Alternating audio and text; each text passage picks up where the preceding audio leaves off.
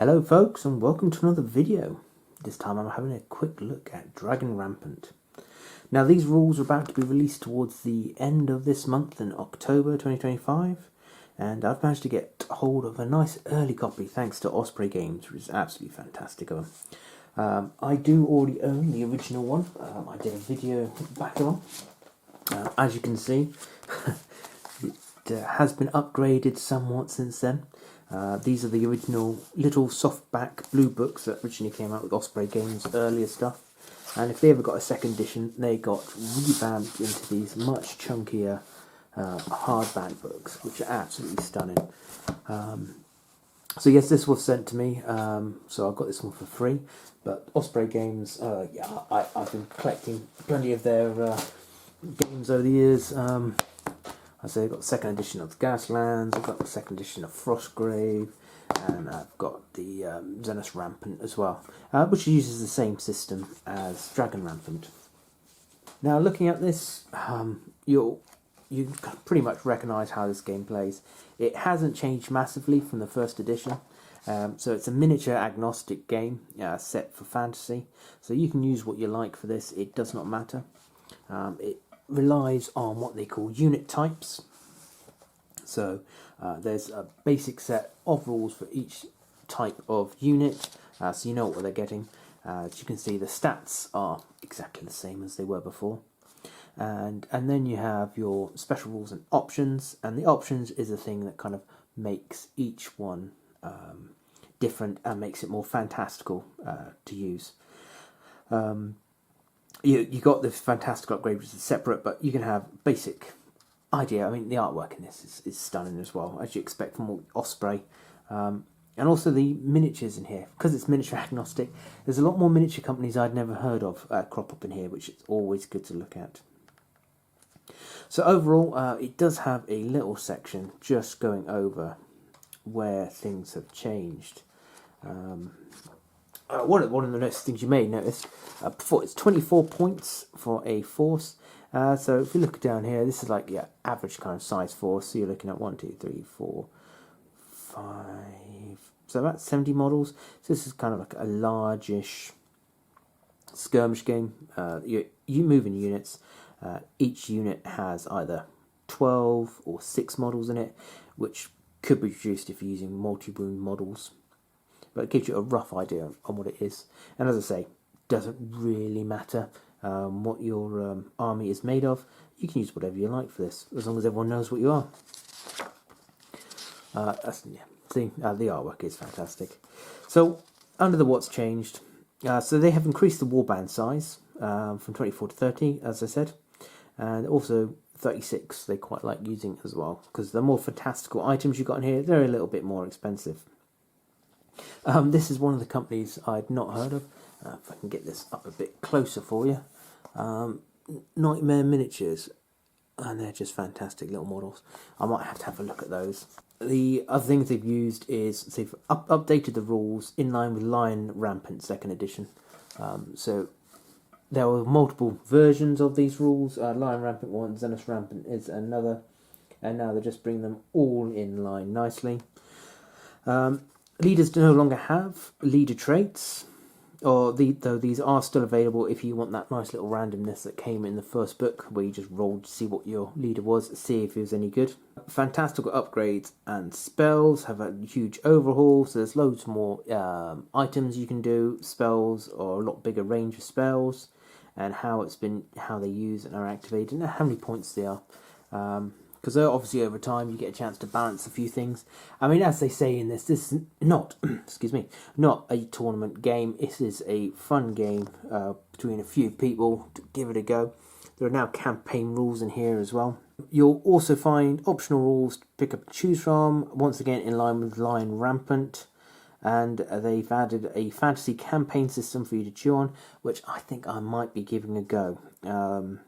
And finally, they've increased the number of sample warbands. So all the types in here you recognise from the first edition. Great little set of rules. I think this is one of those games that should make for a really good introductory game into wargaming. Because it's so open what you can do. You can use your historicals, you can use your fantasy models from various other games. It really doesn't matter.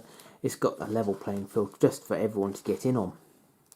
Now, I really enjoyed the first edition. Some of the scenarios were a bit more awkward because I remember them being time-based, and how activations work in this. So basically, in your turn, you get to activate your units. First of all, you have to rally your battered units. Then anyone that's got a wild charge, you need to be able to activate them first if they can attack. Otherwise, you can activate them normally. And after that, you activate everyone else. And you can activate them to attack, move, and shoot.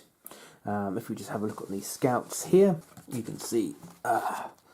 There we go. So attack and shoot is on a 7+ to activate them, and move on a 5+. So it's on 2d6, and you see how easy these guys are to move. So getting around the board is really good.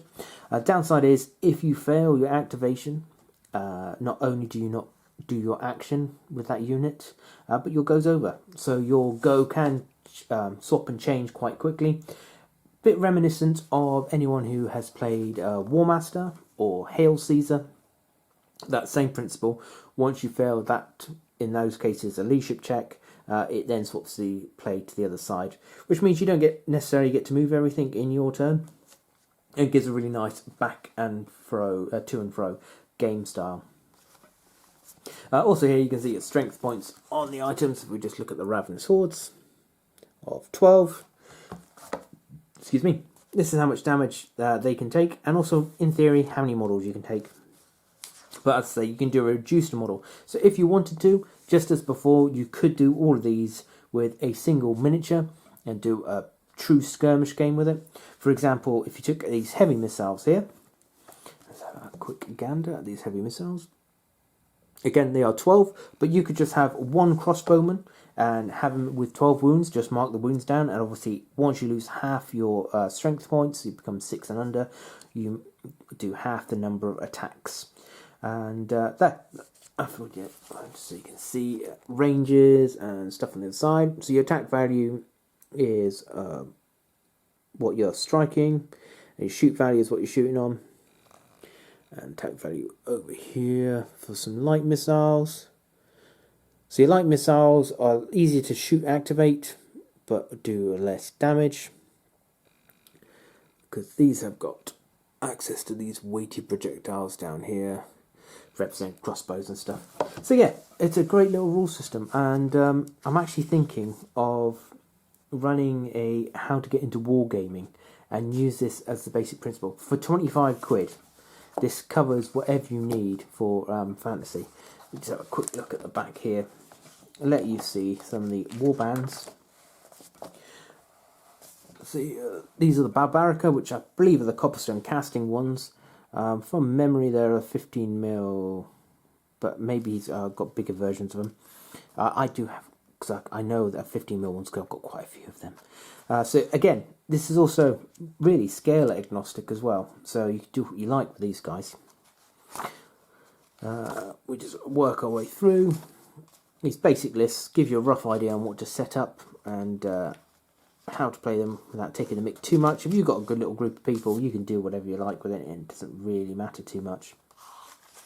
Now, what's really weird is when I first did the review of this and started playing, I was also playing Saga at the time, and I was just finishing painting up my Normans for that. And believe it or not, what looked really weird when they contacted me about doing this one, I was just started painting Normans again. I mean, can you believe that? I mean, it must be things go around in cycles, because these are only base coated and washed. That's it for the minute. I'm just knocking these out before I go back to them. But yeah, I was literally painting. I've got, 20 odd Normans on the table, all plastic. And then they contacted me for Dragon Rampant. I thought, oh, it is all circles, isn't it?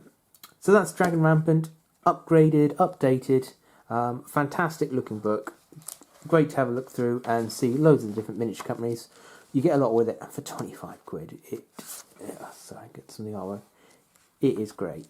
I will be doing some battle reports. I'm going to grab some of my 6th edition fantasy and probably some of my Saga and pick a fight with a few people at my local club.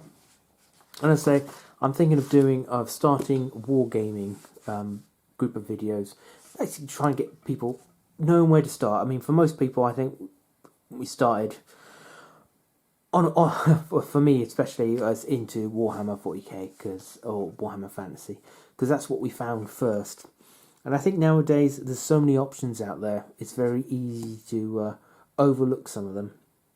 And because there's so many agnostic ones out there like this, it does make it a lot easier to get into it, and for a lot lower budget.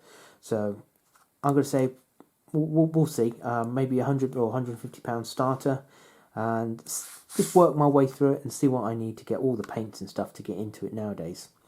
But yeah, I'm definitely going to get a few games in, and you'll be able to see a bit more. So until the next time, guys, that was. It's editing me here, just to say a big thanks to Osprey Games to let me have a quick copy of this book.